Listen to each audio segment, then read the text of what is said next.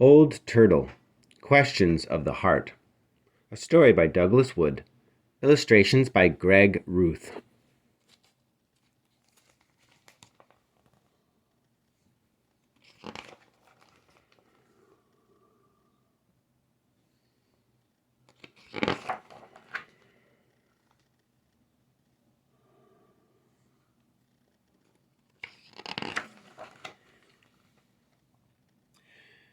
It had been a long time, so long that many had forgotten, or had begun to doubt, that such a being as Old Turtle had ever really existed.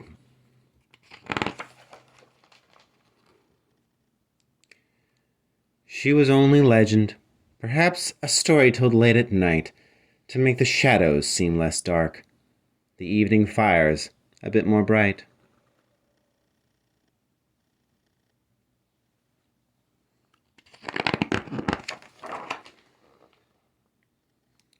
But the people had questions that haunted their sleep and troubled their waking hours, questions that hung like veils of mist, hiding the morning sun. Questions, perhaps, for Old Turtle.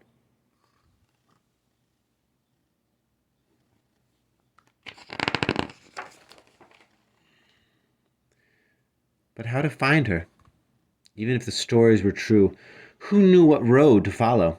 What map could show the way? The old woman will know, someone said, for it was the old woman's own grandmother, so the story went, who had once found Old Turtle herself, who had made the journey as a very little girl.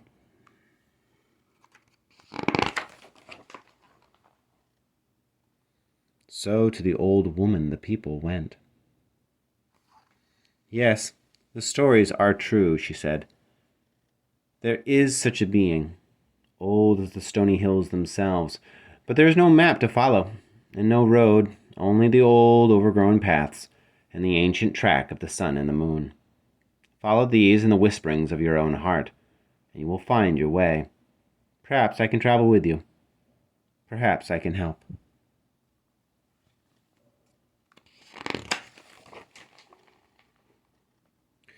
So a trusted few were chosen to travel with the old woman, to find Old Turtle, to speak for the people, and to ask their most important questions. They began their journey upon traces of the old familiar trails. When the old paths ran out, they found new ones, or made their own. The people traveled together, yet each carried alone the weight of his or her question, until finally, guided by the whisperings of their hearts, they found Old Turtle.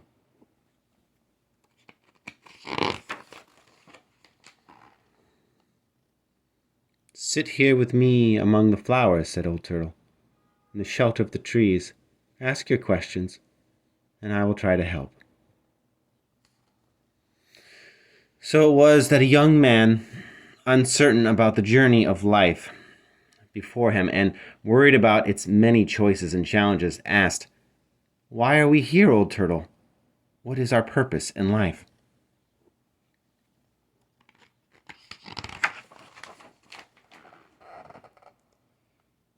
"Within your question is its own answer," said Old Turtle. "For the purpose of life is life. We live that there might be more of life in the world, more liveliness, more beauty, more generosity, more variety, more of the gift of life itself. Some seem to do this gracefully, almost without effort, and without thinking, while others must think hard about their task, about their place in the living world."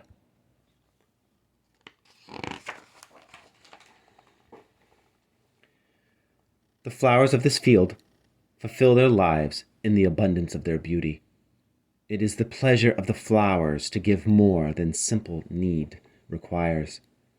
They adorn the earth and perfume the air, and they clearly say, without the gift of speech, that life is good and sweet, and though sometimes tangled in thorns, it is crowned with loveliness. Each and every being, in its being, is an expression of life, and no one lives alone. We all live for one another, and in doing so, we fulfill ourselves. We find our purpose.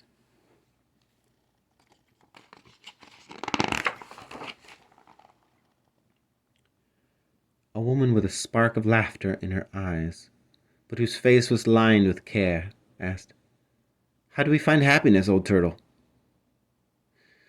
Gently, Old Turtle answered, "Happiness is forever sought," said Old Turtle, "but cannot be found, any more than an apple tree can find the apples to place upon its branches.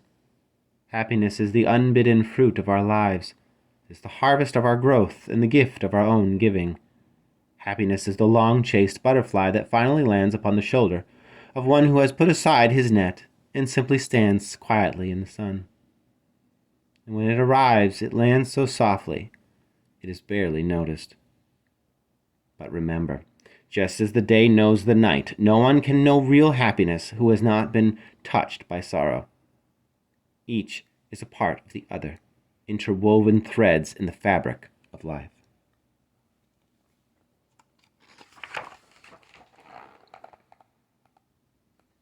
"Please tell us about family," said a young girl.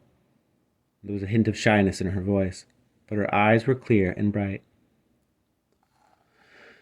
"Family is the doorway into the house of life, little one," said Old Turtle. "When you are very young, your family is all the world and everything in it.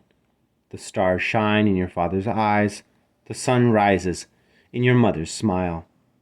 When your family gathers around a table together, it seems that all the world is there. And in many ways this is true. For our family is the world made small enough to hold."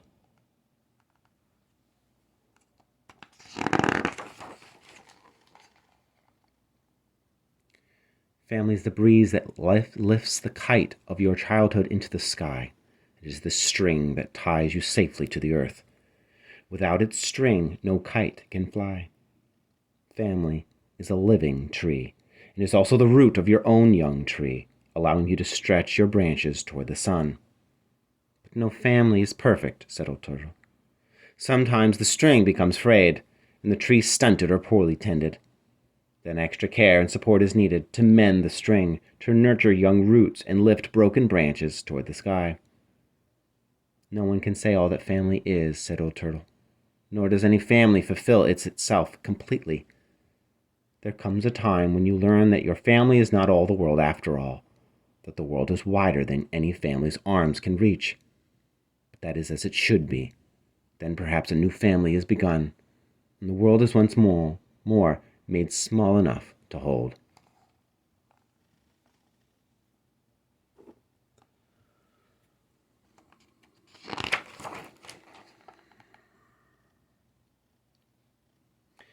"Can you tell us about play, Old Turtle?" asked the little boy. "When you play, you do the work of heaven," said Old Turtle. "To play alone is to make life's own heart your companion," she said. "To learn for yourself the blue of sky and the green of grass, to feel the feel of the dew upon your feet, to know that the world was made for you and is yours to discover as much as anyone who ever lived."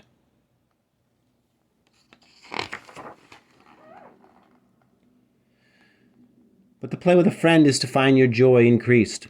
For if you learn well in the school of play, you feel your own happiness in your friend's smile, hear your own voice in her laughter, and discover the truth that happiness is shared. That happiness shared is happiness doubled." "There are lessons learned in play that can be learned in no other way," said Old Turtle. "Lessons that last all your life. But sometimes grown-ups forget and need children to remind them." Old Turtle smiled. "Boys and girls must be patient, teachers."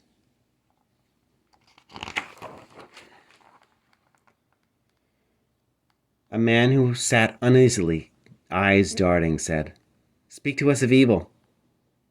Old Turtle paused, breathing slowly, and it seemed that all the world breathed with her. Finally she spoke. "It has been said that what we call evil is simply live turned backward upon itself," she murmured. "For evil is the opposite of life, the stunting and twisting of life to dark and bitter ends." Where life reaches for light, evil would deny the light's existence. Where life fulfills itself in variety and diversity, each flower and tree growing as it should, evil would impose its way upon all, seeking to remake others in its own likeness, answering only its own selfish desires.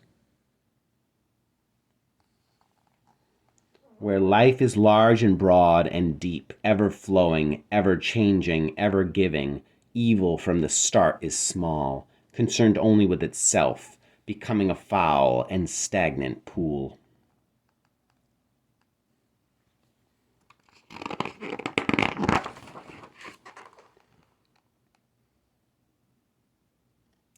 Something else is often called evil. Something else is often called evil, and that is simply the loss of balance. Not even the good earth, with all its tides and seasons, is in balance all the time, still and changeless. We experience times of plenty and times of hope, times of loss and hardship. Yet, even when balance seems lost, there remains a greater hidden balance. Destruction brings renewal. The wild wind that may someday topple these old trees will also open the forest canopy to the sun, that young ones may grow and seek the light. It is our challenge to dwell in harmony with this deep, abiding balance at the heart of life, to live not as refugees from darkness, but as seekers of the light.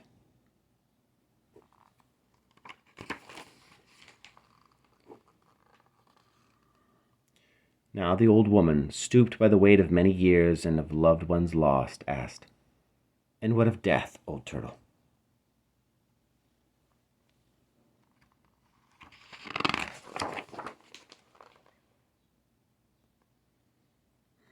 Old Turtle's gentle voice became even softer, and her eyes blinked slowly.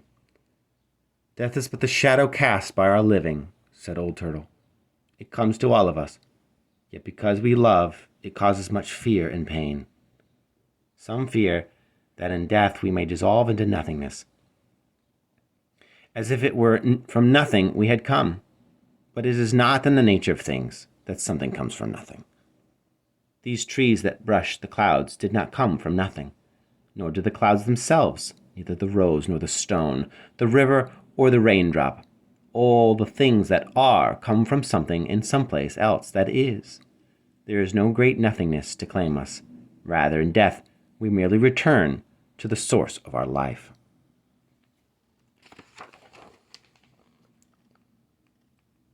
Others worry that in death we may be all alone. But our lives issue forth from a living root that nourishes every branch and every blossom, each connected to the other. All those we have ever loved and lost are blossoms that have bloomed and fallen, returning to the root that gave them life. In joining them, how could we ever be alone or lost? Death is but the shadow that life casts.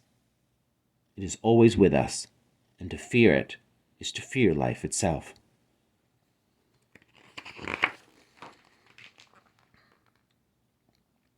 The old woman's eyes glistened, and for a long time the people sat in silence, breathing the perfume of the flowers, resting in the dancing shadows of the trees. "Now, my children," said Old Turtle, her voice as gentle as the breeze among the blossoms, "there is one more question you have not asked, perhaps the most important one of all. It is a question that is to be asked by every. It is a question that is asked by every dawn, a question of the rising sun and of the light that fills the world. It is a question whispered by the first morning breeze and by the bird that sings the first daybreak song. It is asked by the great world all around you, and it is asked by a small, still voice inside of you. If you listen closely, you will surely hear it." The little girl spoke. "I do not hear it, Old Turtle. I don't hear the question."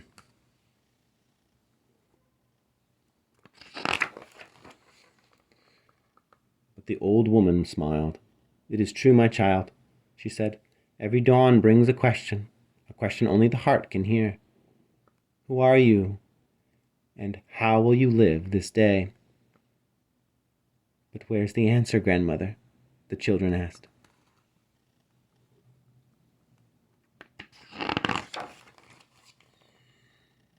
We give our answer each and every day, said the old woman.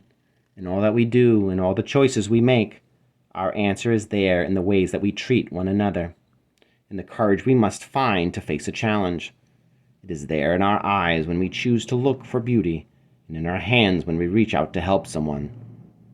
It is in our minds when we strive to understand, and in our hearts when we choose to love. It is there, I think, even in all the other important questions that we asked, and in our journey to find the answers.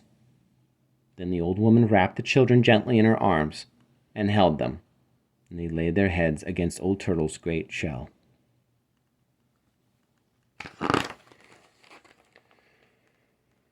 And softly, so softly, it was more a feeling than a sound, they heard Old Turtle say, "You are the answer, little ones. The person you try to be each day is your answer to the whispered questions of the dawn. Now, my friends, you have traveled far and you have a long journey still ahead. It was the questions in your hearts that brought you here, and your hearts will guide you safely home. As you travel, remember this. Although the path of life may be hard and rough and winding, there is no answer the heart can ask for which it cannot find an answer." And as the children hugged Old Turtle one last time, as the people began their long journey home, a breeze sighed in the trees, and the flowers breathed their sweetness into the air. And Old Turtle smiled.